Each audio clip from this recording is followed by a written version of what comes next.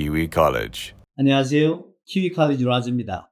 오늘은 그 뉴질랜드 어학연수라든지 유학 혹은 이민까지 이런 거 고려하시는 분들이 영어 점수 준비하셔야 되죠.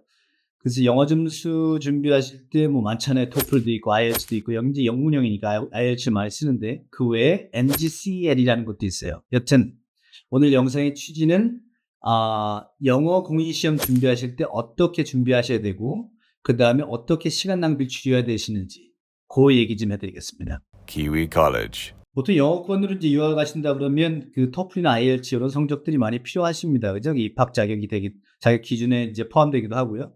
그래서 북미 쪽, 뭐 캐나다, 미국 쪽에는 토플 많이 쓰고, 그다음에 IELTS는 영연방 쪽 있죠. 영국이라든지 저희 같은 뭐 호주나 뉴질랜드 이쪽에서 많이 쓰고요. 그리고 이제 이 시험이 이제 두 개의 시험이고 양대 산맥철 대세다 보니까 서로 교차로 해서 점수 환산표 같은 게 존재하죠. 그래서 그렇게 해서 인정해 주기도 하고, 그래서 이 뉴질랜드 오실 때 저도 옛날에 석사할 때인가 그때 제 토플 점수를 냈던 것 같아요. Kiwi College. 그런데 토플이나 IELTS는 단점이 엄청나게 많습니다. 제가 영어교육 관련돼서 석사 논문 쓸 때도 이런 얘기를 썼었는데요. 한번 가면 두세 시간이 장시간 보셔야 되죠. 우선 시험 환경이다 보니까 초조하죠, 그죠?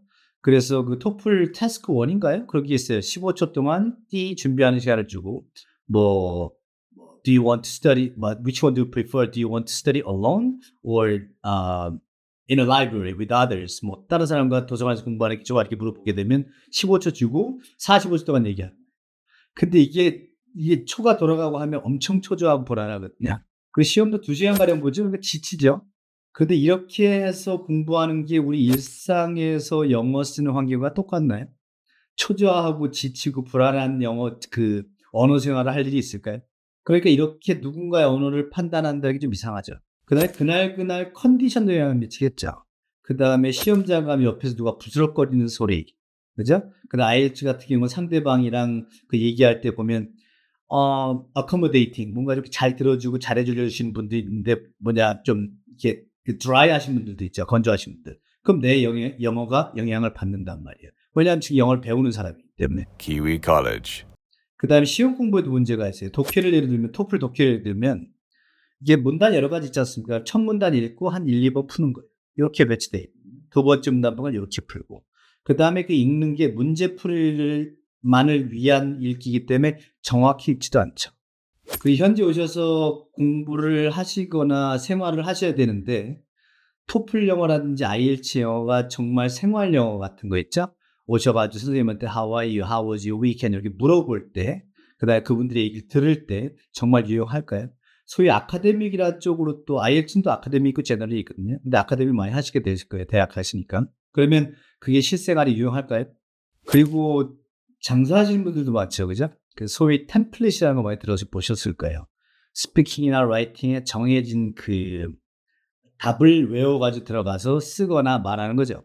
첫 번째 어느 정도 효과는 있습니다. 성적이 점수가 낮으신 분들에서 어느 순간까지 올 때까지는. 근데 그 다음부터는 이게 벽에 부딪혀요.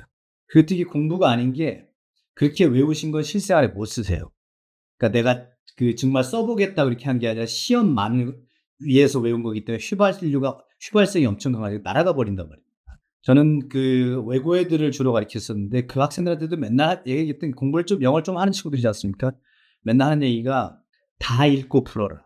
만약에 독해를 예를 들면. 그럼 애들이 그래요. 어떤 애들이. 근데 선생님 시간이 없어요. 그러면 공부를 더 열심히 해라. 근데 선생님 시간이 없어요. 빨리 따야 돼요. 그럼 일찍 하지 그랬니? Kiwi College. 공감하시는 분들도 많을 겁니다. 빨리 가시려고 하시다가 더 많이 돌아가시게 되거든요. 영어를 점수를 따서 학교에 들어가서 공부하는 게 중요한 게 아니라 공부도 하고 공부하는 와중에 진짜 영어 실력도 늘리고 그러면서 점수도 따는 방법은 없을까요? Kiwi College. 그래서 오늘 영상 주제가 NGCL이라는 겁니다. 뉴질랜드 자체에서 그 유로 표준을 따라서 만든 책이고요. NGQA라는 국가기관에서 평가 방식이라든지 수업 내에 이루어지는 여러 가지 시험 채점 방식 같은 거 있죠. 그런 것도 관리해서 점수를 부여하는 거고요. 보통 16주에서 20주 정도 하시고요. 단기 시험이 아니라 일정 기간 동안 평가와 발표 같은 걸 통해서 자격을 취득하시는 거예요.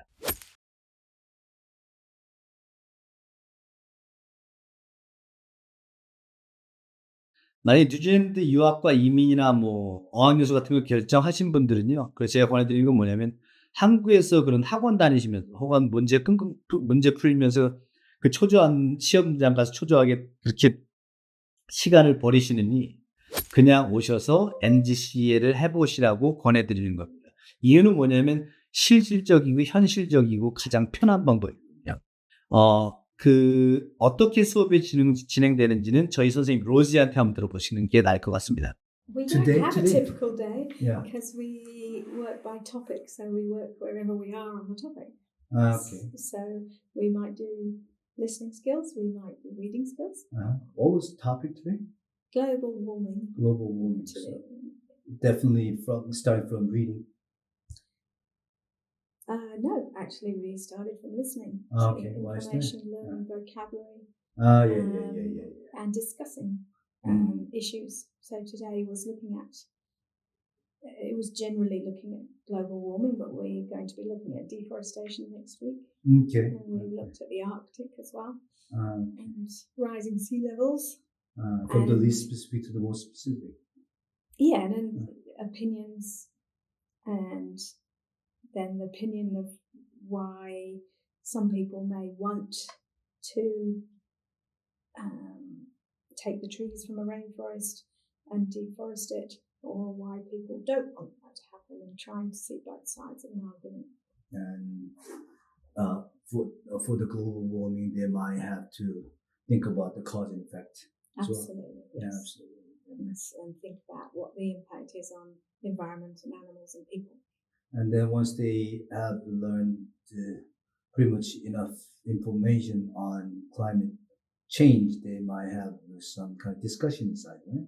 We'll have discussions. We have practice doing speaking and presentations, which we're going to do tomorrow, and then a writing task as well. So that they're writing, they can practice grammar that we've also and then done as well. While they are discussing the global warming, the topic this week or next week, you are there to correct their grammatical errors or pronunciation errors. Everything, grammar errors, tense errors, pronunciation, and even modulation and pausing. So learning at the moment, particularly after an S, if there's a plural or an S on the word, to make sure we say the S and to pause after the S, so we don't run too many words together. Really trying to sound like we can speak English. Yeah. And then other than academic stuff and the coursework in NCCL, people whose first language is not English will learn a lot about how to interact with natives, right? Yes, but the advantage of learning by topic is that most students come with opinion. So we can work from the opinion, learn it in English, and then argue that opinion. I mean, in the morning, they might ask you, "Good morning, Rosie. How was your weekend?" Yeah. And then they're there to listen to you, what you're saying. Yes. And they have to maintain eye contact. Yeah?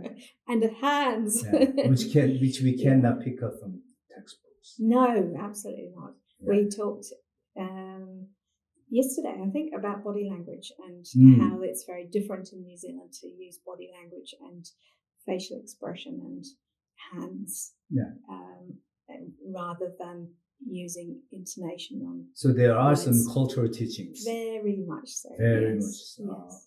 And I often bring in comparisons between New Zealand and the countries the students are coming from. Oh, yeah. So that they can have some chances to put things into perspective.